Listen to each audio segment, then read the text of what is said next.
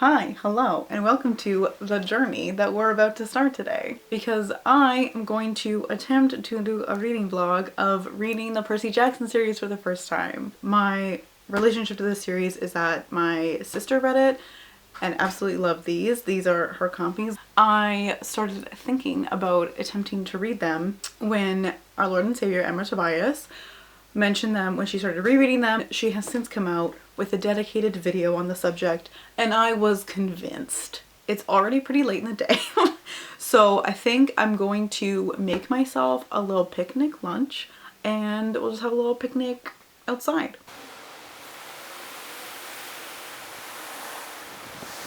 Yes, look at you thrive. It's spring, bitch. Okay, wow. I'm gonna assume that we're okay with spoilers. In the first 50 pages, Percy watches his mom die. And I just didn't realize that this series was gonna go this hard. I feel like I should have known, but I was not prepared for it. But also, I would just like to highlight that literally seconds after watching his mother die by, murdered by a minotaur, he tries to get its attention by calling it ground beef. And I just feel like that's giving me a lot of insight into the character. Now I'm gonna go walk Loki. I'm not gonna read while I walk. I don't know how y'all are doing that. Loki.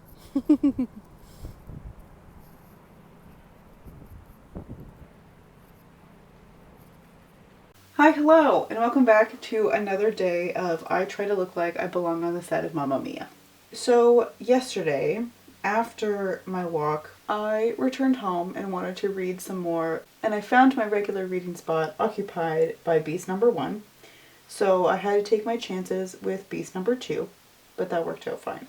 So now I'm about 150 pages in. We're at Camp Half-Blood, doing our thing, and I am loving it. So there's a couple things that I'm really enjoying, appreciating, finding interesting so far in this series. Percy's and all the other half-bloods, demigods, heroes. Dyslexia is actually, the fact that they're hardwired to read ancient Greek, and that a lot of their ADHD and other kind of behavioral issues are actually linked to battle reflexes. Along with that, I feel like Percy's origin story in terms of, like I said, the behavioral issues, shitty stepdad, these kinds of things feel a lot more accessible and relatable as a 12-year-old hero. I know we don't need to compare these books to Harry Potter, but I do think that Harry Potter's origin story is very relatable to a lot of people, of course. But I think it is also, probably purposefully, is represented in a very kind of fairy tale, almost slightly exaggerated way, whereas Percy's feels just really tangible. So the plan for today is that I don't have a lot going on.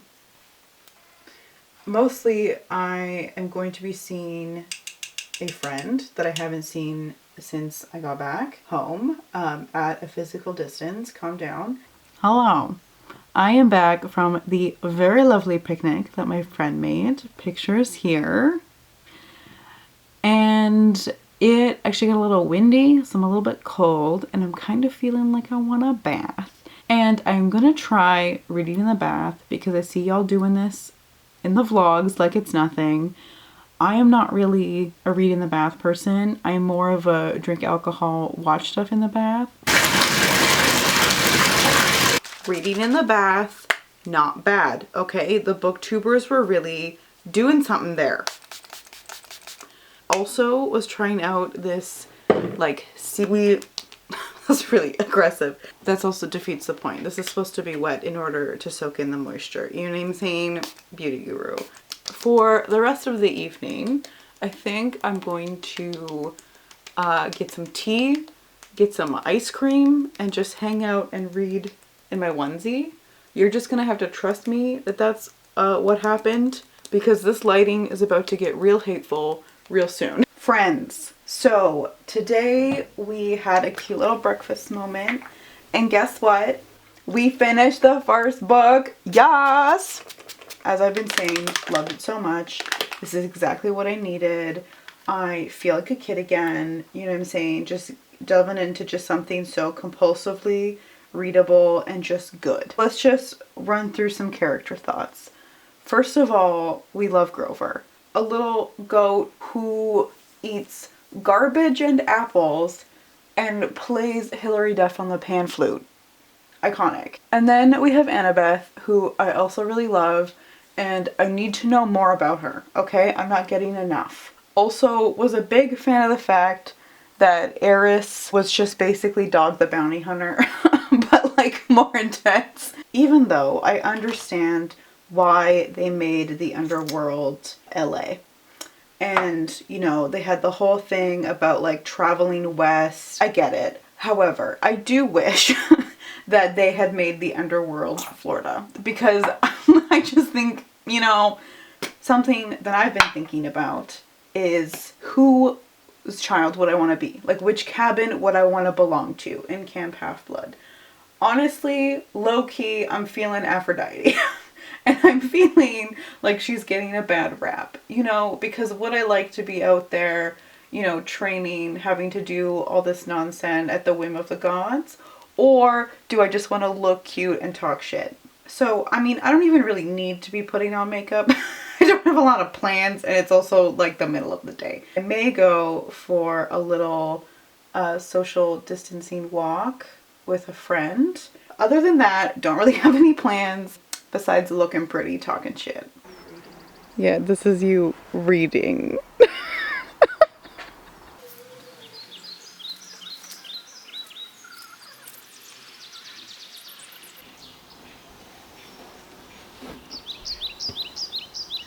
Welcome to my lime green battery acid bath. After reading for most of the afternoon, I am just over halfway through the second book, The Sea of Monsters, and I went for a gorgeous little walk with Loki and a friend. For real though, it was so calm out, so clear, you could see the mountains, the ocean was like glass, like who is she, you know what I'm saying?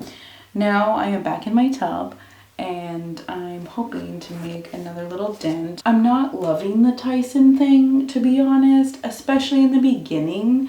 It felt a little bit yikes when more was like revealed about him as a character. I was like, okay, I guess. However, on the first page, it does mention Florida, and I feel vindicated because that place is too wild to not be a part of the series. I did notice in this one in particular, there was a little bit in the first one, but more so in this one, that there's a little bit of kind of unnecessary allusions to or kind of referencing indigenous peoples, which, I mean, I get it. This was written in the early 2000s. It's not language that, you know, Rick Riordan would probably use now. He seems to be quite responsive to that kind of critiques, even particularly in the case of Native American representation.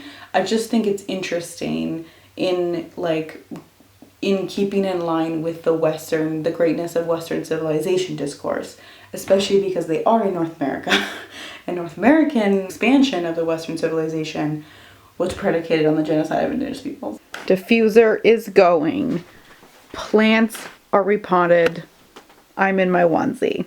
I had a meeting this morning, which was over the phone, which is why I get away with the onesie moment. Also, because I woke up about 10 minutes before the call was supposed to happen. Then I had to do some work for a bit, but now I am done. Okay, and it's 2 p.m. Next thing on the menu is lunch. And I think that I am going to try and make Carla from Bon Appetit's broccoli and cheddar recipe, which is basically just broccoli and cheddar in a pan, because that's, you know, that's what we can handle right now. Aw, hell yeah. My plans for the rest of the day are to eat this, and then I will for sure finish Sea of Monsters, probably start the third one. Did Percy just cut off a Cyclops' dick? Like, what is going on? Also, I'm realizing that one of my issues with Tyson is that I keep picturing him as Mike Wazowski. Wow, okay. So, came back around on Tyson. That was good. Also, we got more Annabeth.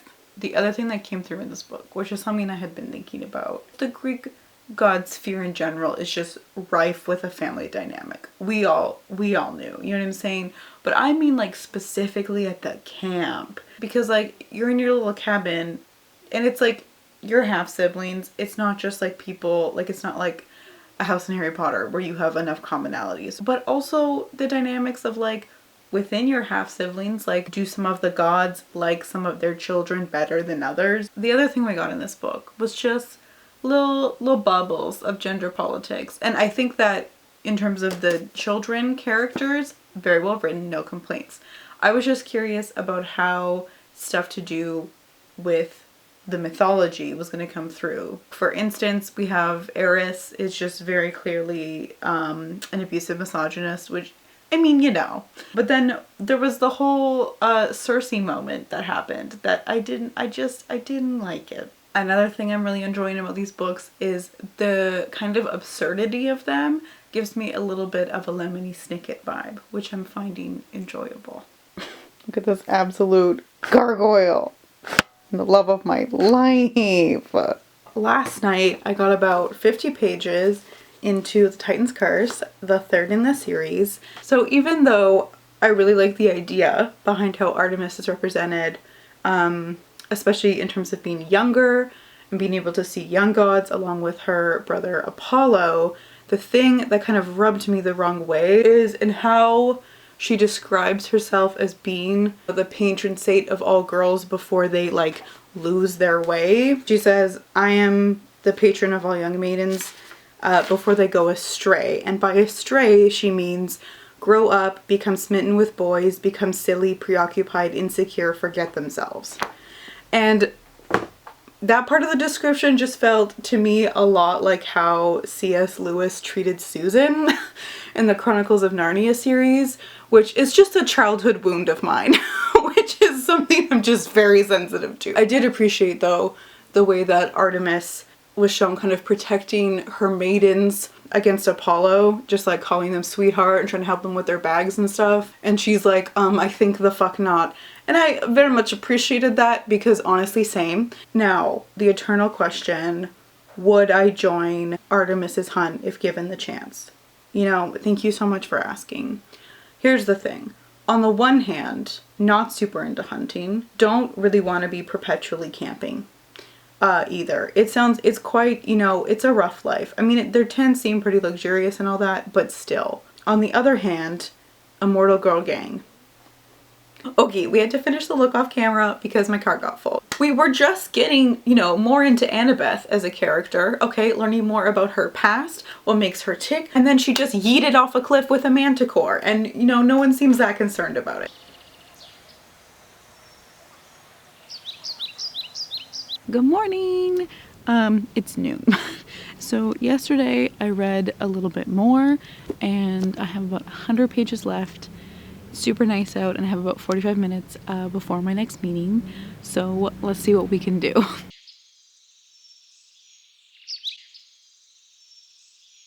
Okay, I'm back. It is somehow 4 p.m. So with the help of some watermelon and cider, a little summertime picnic, you know what I'm saying, we're gonna finish this bit.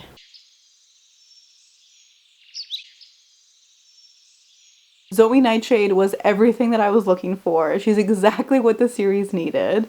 And her storyline just brought so much context and nuance, just everything I asked for. I'm also so into the Huntresses and Artemis. Okay, she is 100% my new fave. And I'm so glad that we got to see the solstice meeting with all the gods and goddesses. It was so good. You know, I just love this series so much. And sometimes things are just so good. On to the next. Okay.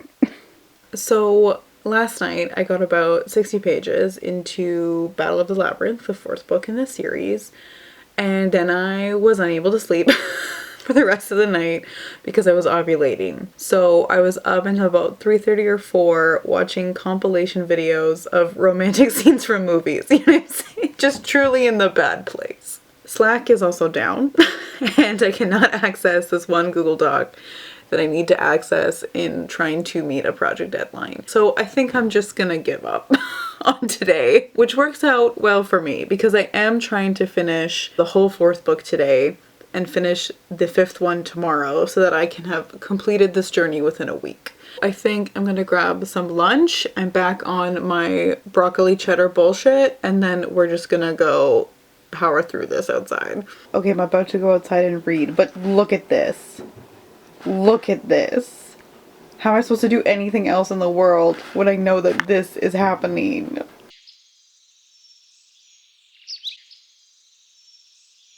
Okay, so we finished the 4th one last night, The Battle of the Labyrinth.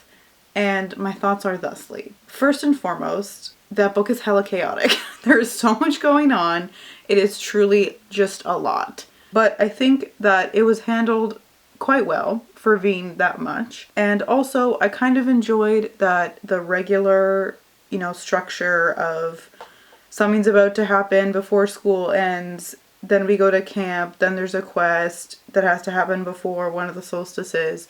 Was like slightly kind of interrupted, given the nature of the labyrinth. They were just kind of all over the place, and it wasn't like a straightforward journey to the west kind of a situation. I also enjoyed the Hera moment that happened, especially given at the end of the last book when they just like showed up with Talia and there was like no reaction from her. I like the way that she was represented because my, kind of limited knowledge of her is that she seems like a character who very much exemplifies, having terrible things done to you, but then also being kind of a terrible person. Let's talk about climate change. The Pan moment that we had at the end of the book was kind of the crest of the wave of the greatness of Western civilization and, the destruction of the entire world. Rick Riordan was out here watching Inconvenient Truth, took it to heart, bless the world with his knowledge. To conclude my thoughts, we need to get into 14-year-olds being in love with each other because my God, I cannot deal with this.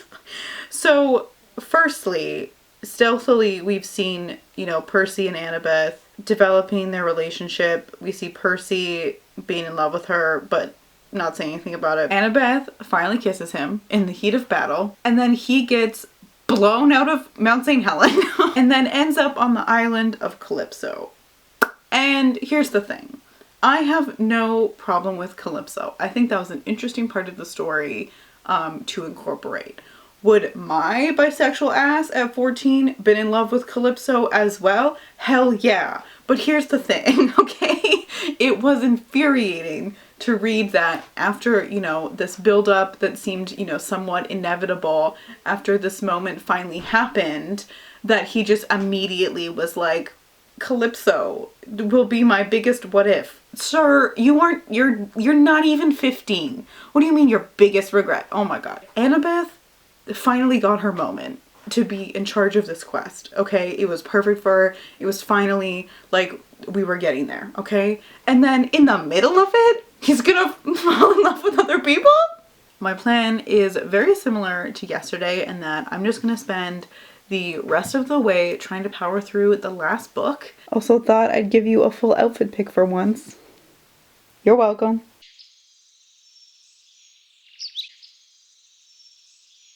It is about 10:30 p.m., which you could maybe tell given the offensive lighting. And I am just barely halfway through this book. So I'm going to read for another like hour and a half or so and we'll see what happens. But I'll probably have to give my final update tomorrow. I'm a little tired, okay, but I'm determined to have this done in a week. So far, the book is just very much a last book of the series vibe, you know what I'm saying? It's like the rest of it is probably just going to be like the big battle, the final thing that we've been leading up to. The last book is just never like the best book. Also, I'm back on board with the Percy Annabeth story. I think it's back on track. It is 1:30 in the morning and I have finished. Oh my God. What happened? Okay, so I take it back. This book was great. It was perfect. Everything worked out perfectly. I teared up a little bit.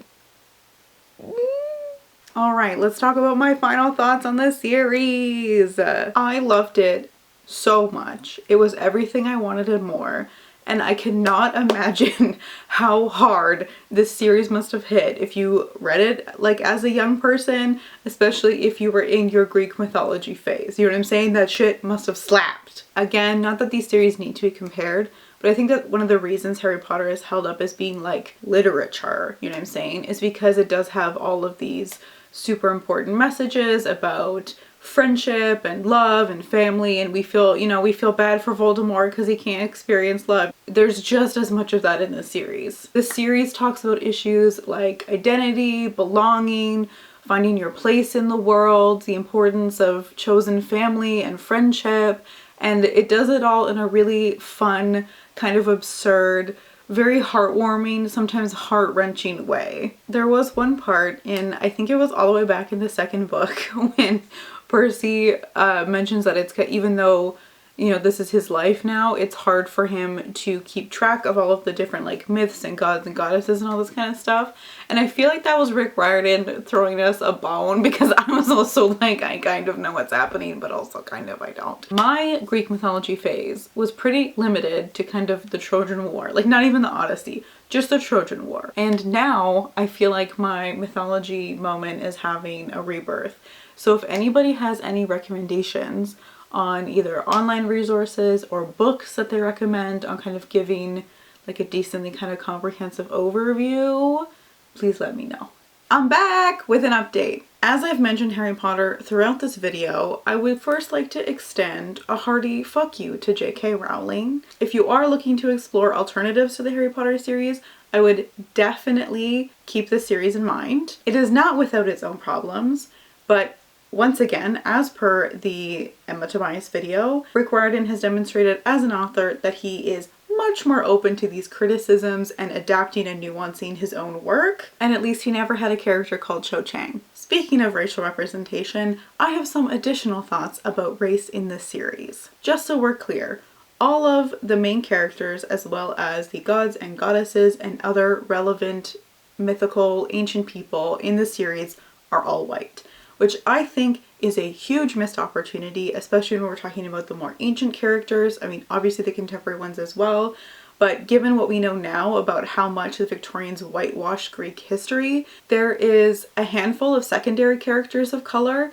a few of them being Michael Yu, Nathan Nakamura, as well as Charles Beckendorf. For Charles, although he is a very beloved character, especially in the last book, which we see largely because he dies, throughout the series, I would say his representation does definitely lean into the strong silent black man trope, which I think is worth noting. I also want to make it clear that even though I am continuing to post during this time, that is not out of a desire to go back to normal and to stop talking about issues of racism, particularly anti-black racism, but to make sure that it is included in whatever it is that I'm posting. I am literally recording this on Juneteenth, which isn't a national holiday in the United States. In terms of Canada, I would argue that it is in no way widely known that Canada had the institution of slavery for 200 years, as well as its ongoing legacy and segregation, which we've completely erased from the history and story of Canada that we tell ourselves. In the last few weeks, I was focusing a lot of my donations around bail and legal funds. This week, I'm redirecting my donations to the Hogan's Alley Society in Vancouver,